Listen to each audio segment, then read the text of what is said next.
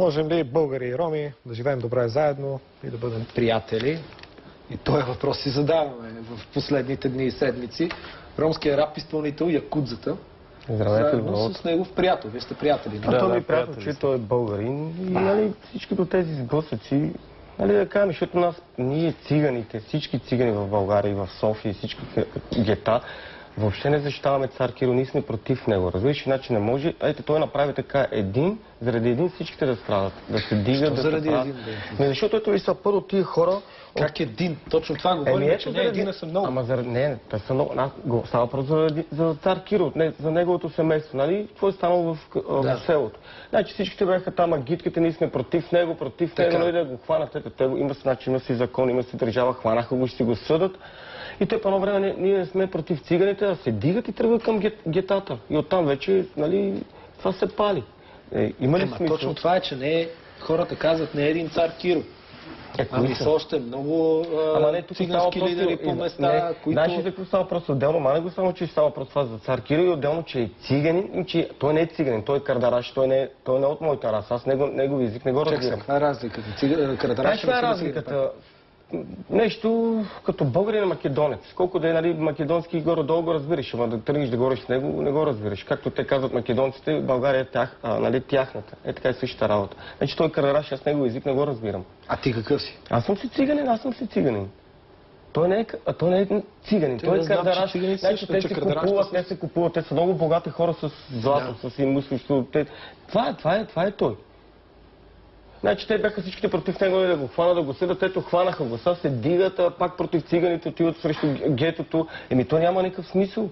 Те значи не знаят какво искат. Добре, вие как сте приятели двамата? От колко време? Ние от деца се познаваме. Аз съм пораснал в Христо Ботев. В смисъл... Ти си живееш там, в Махала? Живея там. Там съм се родил. Баща ми са слатинци. Това са слатински места там. Къщата ни е откакто е квартала. Аз там съм се родил, в тая къща, в този добре, като човек, дето си се родил там, съм с тия как ще отговориш на това, което дигат сега протестиращите като лозунги? Циганите не си плащат тока, ние им плащаме на тях. Верно ли? Хубаво, не си плащат тока, не са си плащали тока през комунизма. Сега кой ще ги търпи да не си плащат тока? Плащат, който не плаща, режат. Парното, другите работи. Всички казват, българите им плащаме сметките. Ама не, знаеш какво само изглежда, който не е такова ли? Ние нямаме парно.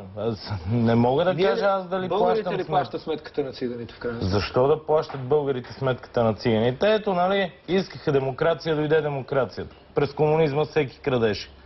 Дойде демокрацията, разграбиха държавата, дадаха власт на такива хора като цар Киро, нали, да правят каквото си искат.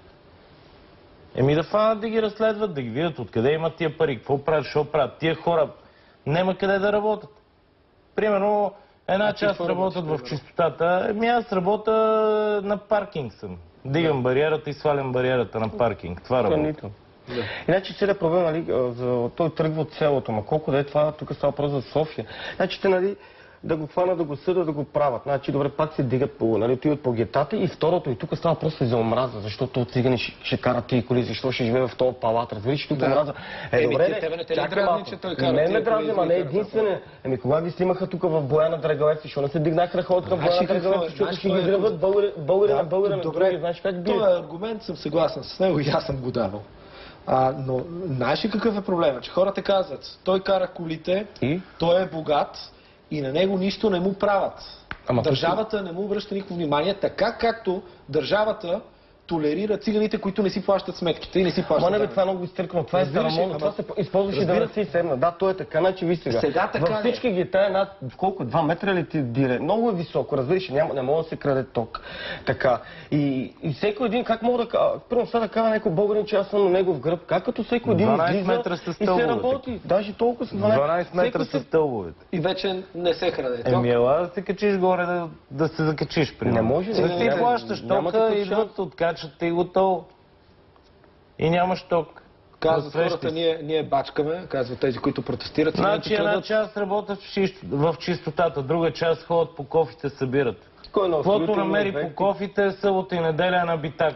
Искам да те питам тебе, сега като гледаш тия протести, които се случват, мислиш ли си, че могат да влязат някоя агитка, скинари или там каквито и да са хората, които могат да влязат в махалата, и какво ще направиш ти тогава? Що да не? Какво да направя? Какво ще направиш? Естествено, че ще скоча за защита. Аз живея там. 40% са българи в този квартал. Другата част са цигани. Има джуревци, има турски цигани. Там е смесено общество. Ще скочиш и ще ги защитиш. Много ясно, че си защита квартала, ще дойде някой да ми запали къщата. Аз какво съм виновен? Аз какво съм виновен за цялата тази работа с цар Киро? Че държавата не си гледа работата или полицията. Цар Киро има милиони и си мисли, че е безсмъртен и си плаща на всеки. Сега те дават по телевизията с теб, седиш тук до якудзата, казваш съвсем открито, аз съм приятел на якудзата. Приятел съм, заедно сме израснали. Как мислиш, като излезеш от телевизията и си тръгнеш към квартала по пътя, дали ще имаш проблем заради това нещо? Заради кое нещо? Може и да имам. Мене не ме интересува. Какво? Какъв ми е проблем? Аз не мога да ти забрана на тебе ти какво да мислиш и кой да обичаш и кой да мразиш. Искам да кажа това, къде казват, нали, всичките, че виж, в България 20 години циганите майките баха. Значи това е... Не псувай само, ще помогна без да псуваш. Да, извинявам, нали. Тръгва се 20 години, значи Андрей Луканов, там, нали, вече политиките, Филип Димитров, така, Тодор Живков. Значи Тодор Живков направил много за България, значи виж, това са 20 години, всичките са крали 3 милиона, 5 милиона, милиони и още има. Значи България е толкова богата държава с беден народ. Защото щом тия маймуни има какво да крадат и се борят за власт и това е всичко. Добре, това убийство, ти сблъсват, защо не станаха преди един месец или 2 месеца? Точно сега, защото има малко напрежение и чашите си чупивам. Не трябва да се бърканото другото. Защо точно сега е станало това? Това е политическо. Нищо чудно за някакви хора, 2-3 милиона нищо не са. Ето това милион, че прави някакъв скандал там, какво да е. Среди изборите. Да, всичко става просто за пари и за власт. Само да все пак да кажа, тебе те поканихме, ти живееш с българка, нали така? Жена ти е българка, имате дете. Да, имате детенце. Поканихме ти с жена ти да дойдете и да седнете. Тук обаче ти казвам не. Защо? Не искам да я показвам и... Защо? И тя не иска. Защото и аз имам проблеми. Там едно-две се караме, стоят, просто хората си има си приемни хора. И това е като чип. Примерно, притесняваш ли се за нея, че ако я покажеш по телевизията, ще й създаде това нещо проблем? Може това, да, но по принцип аз и не искам да, нали, от медиите да държа по-настрани, защото за сега просто няма смисъл, не само заради този случай, защото аз имам проблеми, хората, значи, бъркат едното с другото, значи всеки казва, ние не сме против циганите, аз не обичам, аз не съм расист, аз такъв. Това е като чип, като вграден чип. Във всеки един българин има като чип и той е вграден и като види някой циганин или мангал и дистанцията е винаги, разбираш ли? Значи повечето хора и повечето българи в България омразата ги сковава. Обаждат се хора по телефона, имаше от махалата, се обади, от нашата махала един човек, каза, че го е било страх да отиде на работа и е останал вкъщи да си пази децата. По принцип хората много се... Тебе страх ли те, примерно? Притеснявам се малко, но трябва да излизам. Нали? Аз имам дъщеря, трябва да ходим да излизам, да изкарвам пари от тук, там имам си приятели, срещи, трябва да се виждам с хора. Притеснявам се, хората ме гледат така странно и се чувства малко студенина, но няма начин. Кой те гледа странно? Българите ме гледат така с презрение и малко студенина. Тук тия дни случва ли се някой да те нещо да ти каже, да те нападне? В центъра така ме гледат студено, така. Що? Чувства се, не знам, като презрение някакво такова, студенина. Защото бъркат едното с другото. Значи колко ден не става така. Добре, в същото време, това, което не знам дали си гледал нашия... Не само нашия репортаж, на всички телевизии показват цигани как се въоръжават, казват, те ще режеме глави. Ама то е нормално сега, и ти тук да живееш... Ако дойдат да те нападнат вътре в квартала, много ясно, че се защитаваш. Ако дойдат у вас да те нападнат, ти няма ли да се защитиш? Защото те, виж сега, те като се въоръжават, дали саби или брат, или оръжие, те седат в гетото, не излизат извън гетото. Некой насажда... Чакай, друго е да не излезат и да правят лоши работи. Те седат в гетото, просто си пазят това, което е, защото кой има къща, кой има деца, защото хвърлят една димка или една бомба. Минава ли някой в гетото, както казваш ти, за да каже, я дайте да излезем извън гетото и да навънка да направим и ние бунти? Не, омраза. Така четох по информационни агенции, че Илия Илиев, който ми беше на гости тая сутрин, е обикалял по кварталите и е призовавал хората да излизат и на протести да се сблъскат. Той отрече, той каза, че не е значение, това са незнайни войни, мана го това, значи ние циганите, няма значение какъв, аз знам за какво става, просто няма значение. Така, ние циганите си нямаме трактори, нямаме си босове. Какви босове? Верно направо хубава работа, но циганска. Нямаме си босове.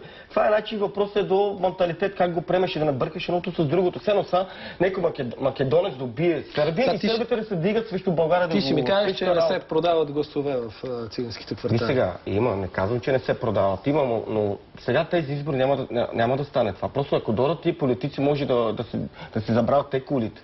Разбираш? Защото вече става тук много напрежение, защото хората не могат да излизат по 3-4 дена, разбираш? Кой работи в нова чистачка, кой в кухня, нали? Не могат да излизат хората, страх ги, не пускат.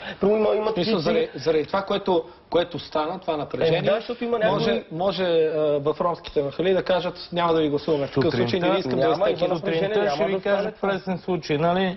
Сутринта отивам да закарам приятелката ми на училище и се връщам с колата, виждам едно приятелче отива на работа в Слатина и се оглежда до спирката и се оглежда, постоянно се върти това. Викам, какво да не дойде някой го набие. Викам, оглеждам се да ми скочат от някъде да ме нападнат. Да. Ето през Христо Ботев, нашия квартал, минават българи, работят, идват момичета, зареждат на ДНК, да правя реклама. Минават, спират, между квартала минава. Милен Цветков, какво толкова се срамува да каже, че минава всеки божи ден от тук? Какво се срамува? От Христо Ботев. И вчера го видех, тук минава. От тук е пътя. Какво толкова го срам, че минава през Христо Ботев? Къде? Не знам, не съм чул това. Кажи сега какво е това парче ново, което имаш и казваш, че е по...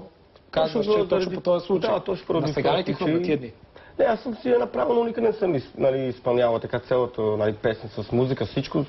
Имаме микрофон, къде е? При тебе ли? Е, тук. При тебе микрофон, ако можеш да изкараш.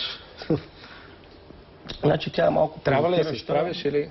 Не, може и така, не знам, може и да... Добре, давай така тогава. Значи без микрофон. Що? Не може без микрофон, ли? Трябва да те чуят. Добре. Това е само за мен. Може да провокираш на самия текст, ще изпея цялата така. Може да провокира. Тя е провокираща, но това е част от България във всеки един циганин, българин. Това като... Дай да чуем и ще разберем колко... Нали няма псовния? Ако има псовния, слагай там цензурирай. Не знаеш, че аз не пея. Абе, преди малко... О, майката. Какво да правим? Изтървам. Спуска се, човек. Това да е друго да не е. Нали в гето аз живея, полицайите са гани, ще направят скандал в расистски квартал. Ромската раса винаги е мразят. Кой си, къде си, защо седиш там, страх те да дойдеш в моят ромски квартал? Да, това съм аз, якуза, това е моят свят. Едни са тарикати, други са бълъци. Богат ще останеш, такъв ще си умреш. Престъпният свят пак ще видим. Ако съм аз престъпника, ти си жертвата. Далаверите винаги ти ще ги правиш. Дори по дискотеките не пускат. Биеме се, мразиме се, разбиваме се. Дори полицайите са подкупни. Как няма да крадеме за украса в най-съща раса. И влиза припева, нали? Това не беше ли старото ти парче? Не, слушай, нали? Дикманам до ката маса, соски си кая мери, раса, нали? Чуеш какво ти казвам. Ти нали не знаеш, че аз съм израснал в затвора. Кой си, къде си, защо седиш там, виждал ли си главни майки, бащи, това ти е старото, аз да, аз не съм го изпел с музика и с съвсем друго, разбираш ли?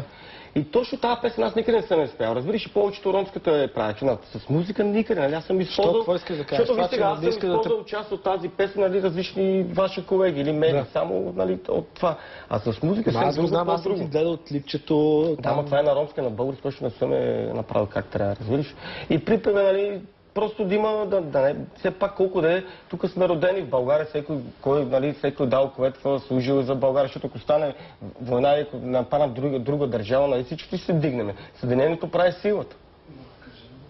Да, така е.